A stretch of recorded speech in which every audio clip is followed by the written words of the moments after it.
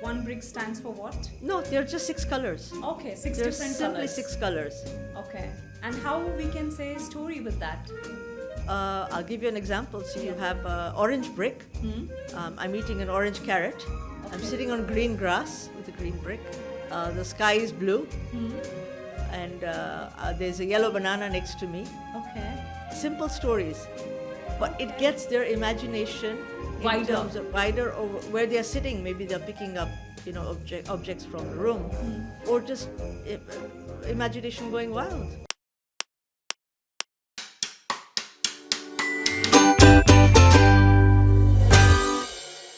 A very good evening, everyone. Welcome to another exciting episode of the Reengineered podcast.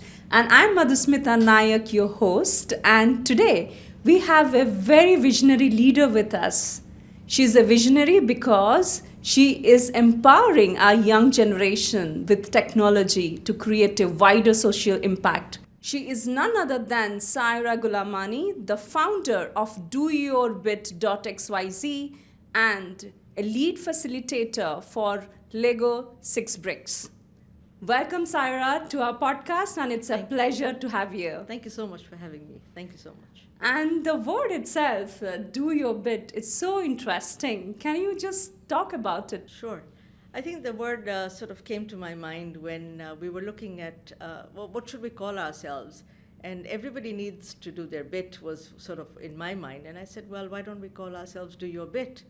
And everybody said you should do doyourbit.com. And I said, no, it's going to be different. So it's doyourbit.xyz. And people had not even heard of the domain. And they said, are you sure this is a real address? Exactly. It's a very unique. But it actually is that if you Google it, if you go abc.xyz, it takes you to the Google website. Okay. So it's interesting. It's different. And that's what we're all about, being different. Such a unique concept. And as you correctly said, everyone has to do their bit. And now coming to yourself, what made you push or inspire that you left your such a settled corporate job and get into this leading workshops from 6 years or 8 years till 99 years old? Yes, so I think the journey from corporate to education was, I think invariable, it would have happened because I used to be in the corporate world in the education sector. And I used to see children coming out of schools and they were just doing what everybody else was doing. And nobody was really thinking about what are the challenges that are coming? What is the innovation part of it? Where is creativity? They were just rote learning, is what I used to think. And when I quit my job, I wanted to get into teaching them emerging tech because that was coming up about 8 years ago when robotics and coding was still new. And I sort of integrated it with play. So I brought in the Lego, and kids know Lego, and they thought it was cool to do Lego and coding together. So I sort of capitalized on that particular aspect. And for me, I think it was a natural progression because I've been a learner my whole life, one of those lifelong learners. And I said, I'm going to equip them with the skills that they need, not only today, but for tomorrow. Okay. So when we started doing coding 8 years ago, people were a bit skeptical. What is this coding? What is this robotics all about? And now it's a household thing. Everybody needs to do it. Yes, exactly. And you beautifully amalgamated both the things like Lego play to coding and bringing the creativity within the kids. And saying that, were you also a big fan of Lego?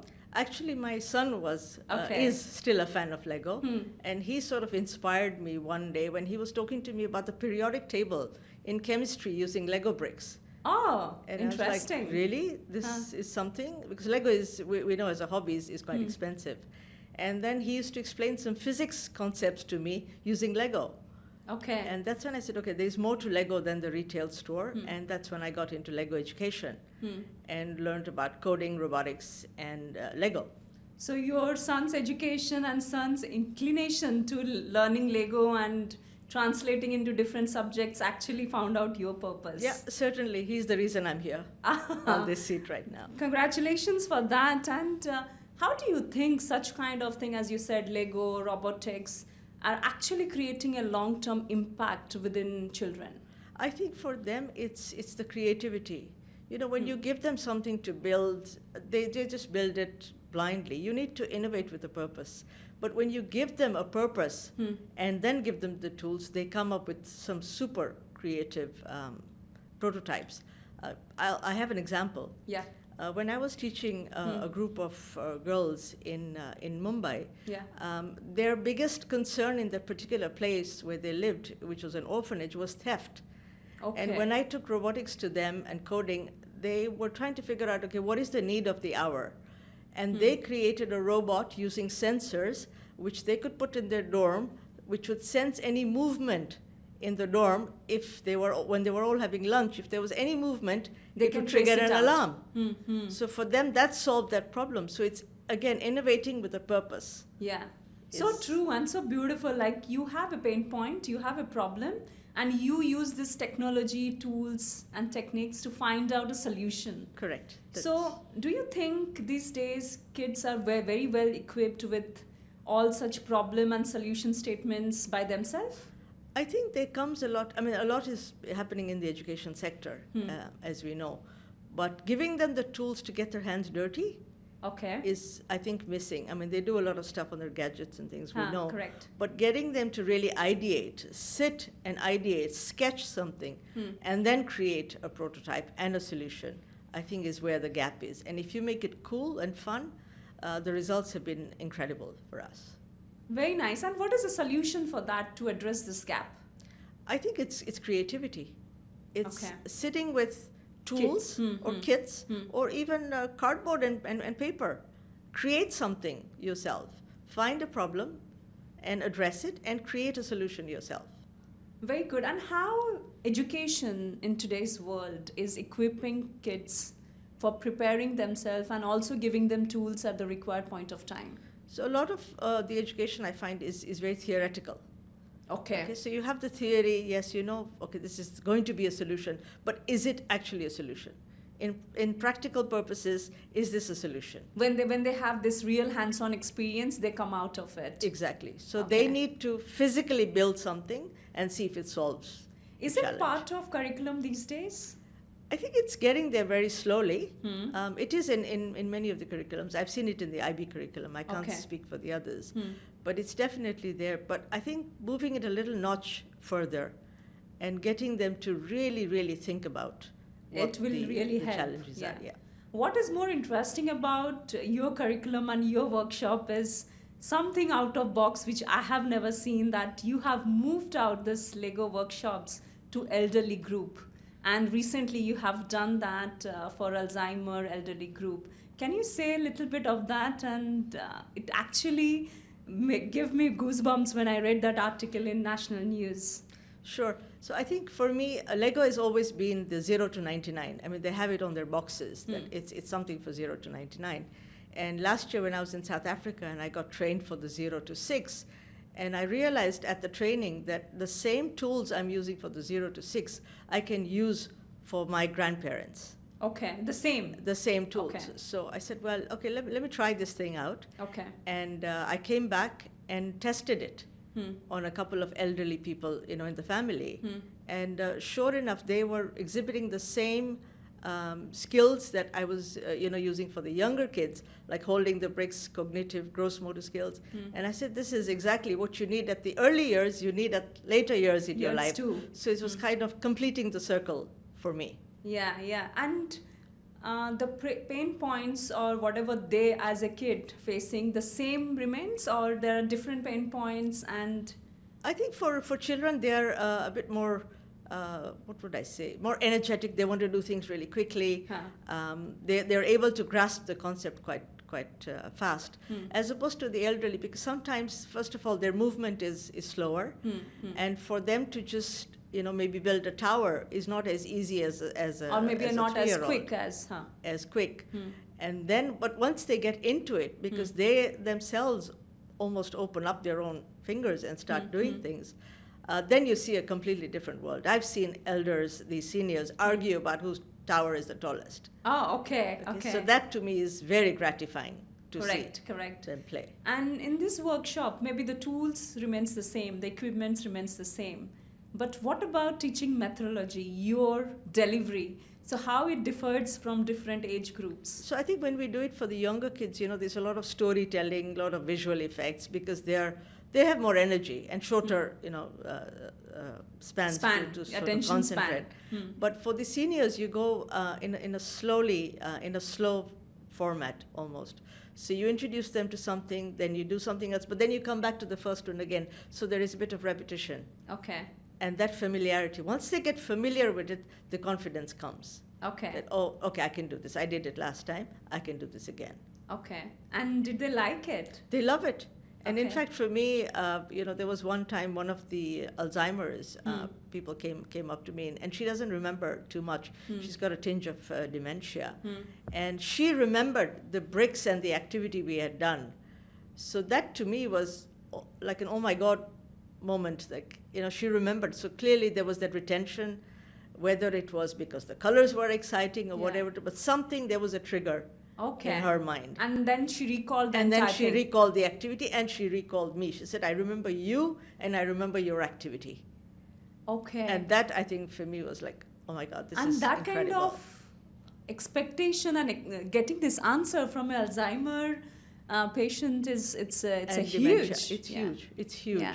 And what was the emotion that were flowing through you during that I moment? think for me, I was very overwhelmed, and her daughter who had accompanied her was crying, because she says, my mother doesn't usually remember things. Okay. And if she remembered this and you, there's clearly a connection somewhere. So that's when we realized, we're on the right track. Yes, exactly. And it's so, as you exactly mentioned, it's so gratifying. And do you think for elderly group, we should have this kind of workshops often, and should be also integrated with medical and other...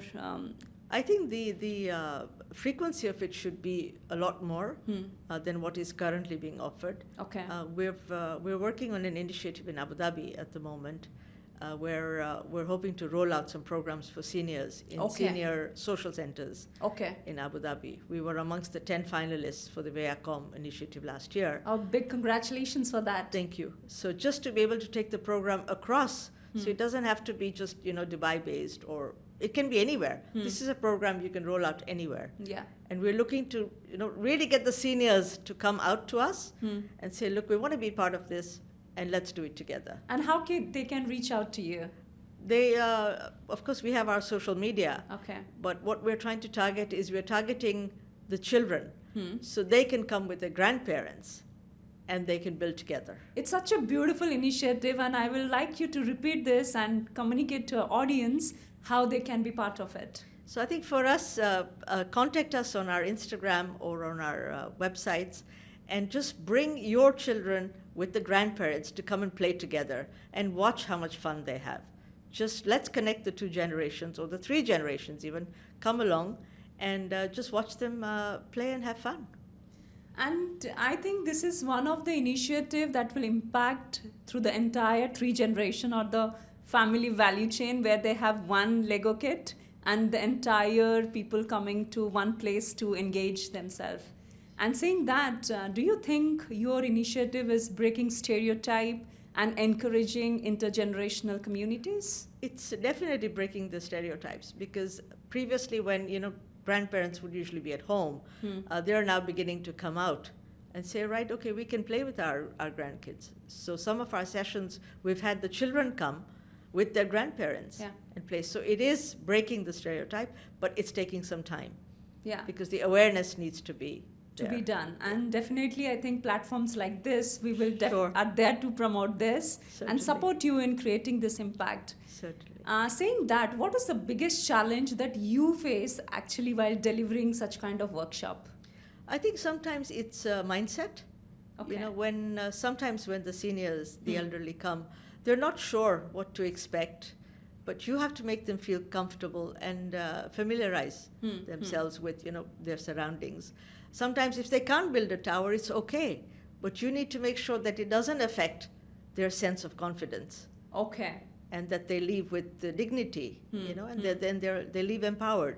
Okay. So you've got to sometimes tailor-make different solutions at the same time. You've got to think on your feet at the same time while delivering the workshop. So they are very sensitive when you are giving feedback, right? Because they are very sensitive, so you have to tailor-made your message. So sometimes if they cannot deliver because of anything, do they feel demotivated? You give them something easy to do Okay. as they are about to leave, so they go back with something positive that they were able to do. If they were not able to do something with 6 bricks, they can do something with 3 bricks. Okay. So they will go back with feeling that, oh yeah, I could do the 3 bricks. But- Amazing. Yeah. Yeah. So you make them easy, and then they can step up to the complex situations. Absolutely. Yeah. And any one of them have actually come up and said that no, I cannot do it, or they have said that okay, it required so many motor skills to develop it. To date, we haven't had any such people who have come through. In fact, 2 had come who were very, very skeptical about this whole seniors and Lego and whatever. Yeah. And they were actually the last ones to leave Okay. because they were just having fun playing. And they didn't. They were the last one to leave. Last ones, and they are back at every program And now. what model did they develop? They were just, we did actually it over Christmas. So Okay. they were building Christmas trees Okay. using the larger Duplo bricks. And they were able to really manage it well. Amazing. So Yeah, this is how so- they come with their perception and they enjoy it and they leave a mark while going. Yeah. Any self-reflections, if you look back and you say that what you have achieved and getting such workshops delivered from 8 to 99, it's easy to say, but very difficult to deliver. Yeah, I think because I've been doing, Lego for the last 8 years now. So whether it's the 0 to 6 or the in-between where I train for the Lego Championships, Okay. the first Lego League that's held in UAE, I think there's something for everyone Okay. in what we do. So whether we do it for the younger ones, the ones in school, we do corporate training using Lego, we do team building using Lego, Okay. and then we have the seniors. So it's a complete, for me, I think I've completed the entire cycle now, yeah. and there is something for everyone at Do Your Bit. Yeah, so that's how Do Your Bit comes into picture. How difficult it is for you to navigate into different spheres, like suppose morning you are doing for children, evening you are doing for corporates, and how difficult it is to navigate from different target segment as you move on. I think for me the weekends are the busiest Okay. because that's when children are available and the elders are available.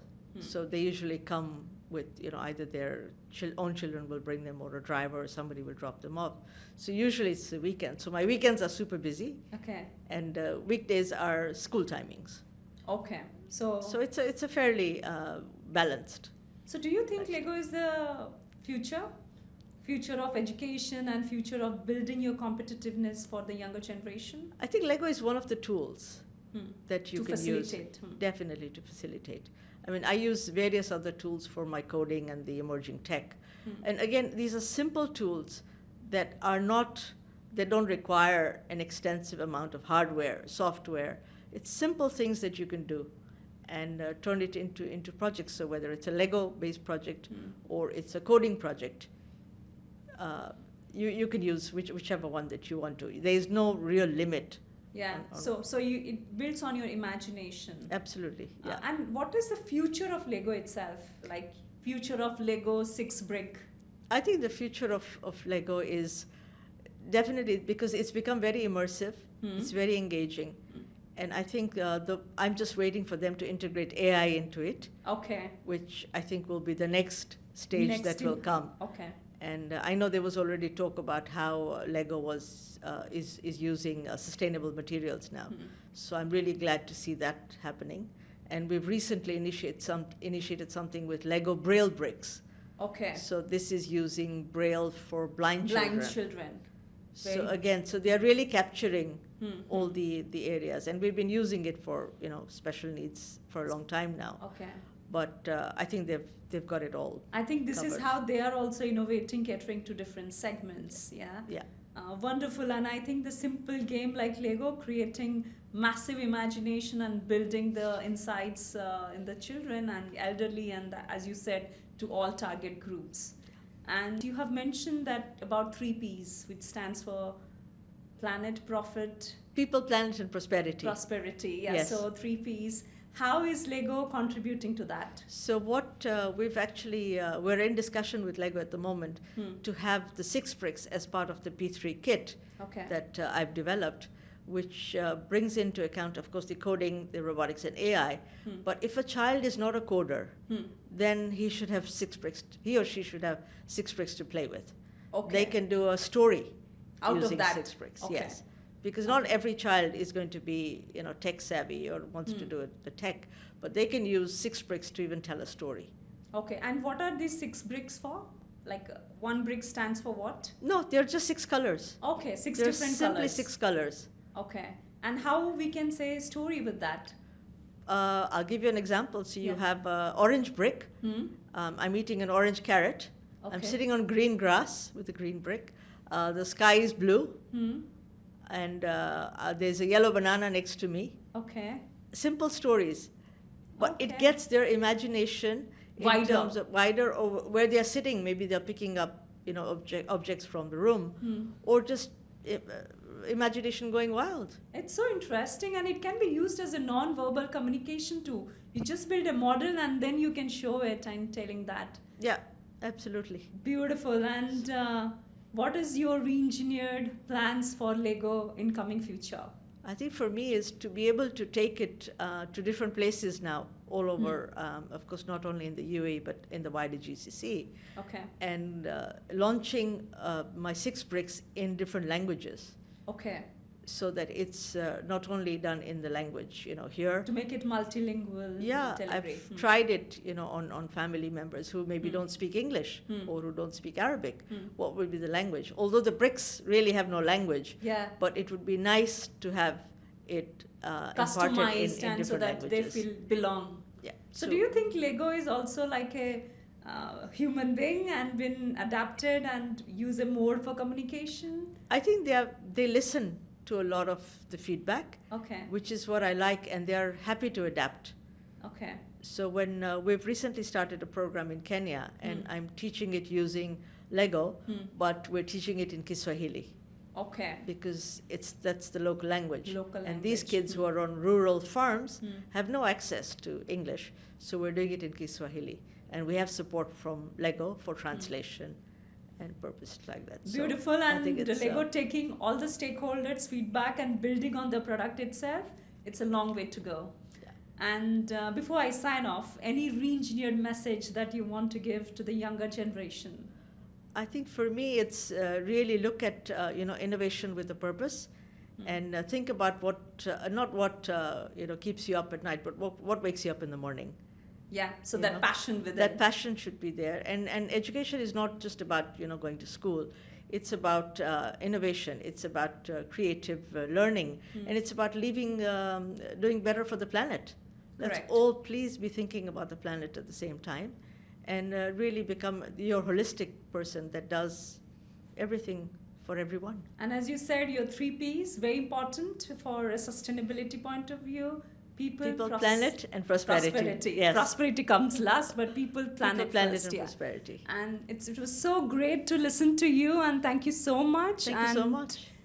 Lovely listening to your story, and especially the age group from 9 to 99? 0 to 99. Or 0 to 99? 99. Okay, so Lego can be used for a 0 0 to 99. from 1 month? Yes. What? Amazing. Yes. Have you implemented that? Well, I used it for my kids when they were young. Okay. So it was just the color that they were able to see, maybe just slightly being able to hold it, but it's a 0 to 99. 0 to 99. I think it's a lifelong tool which you can never leave. And thank you so much. It's a pleasure having you in Thank podcast. you so much for your time and having me here. Thank you so much. Thank you. And to all our listeners who are listening to this episode, you can see how a simple tool really changing your life and mindset and widening up your imagination. And stay tuned to every Friday, 6 p.m. UAE time, to listen to another re-engineered story. Until then, keep re-engineering your life for a meaningful life. Thank you.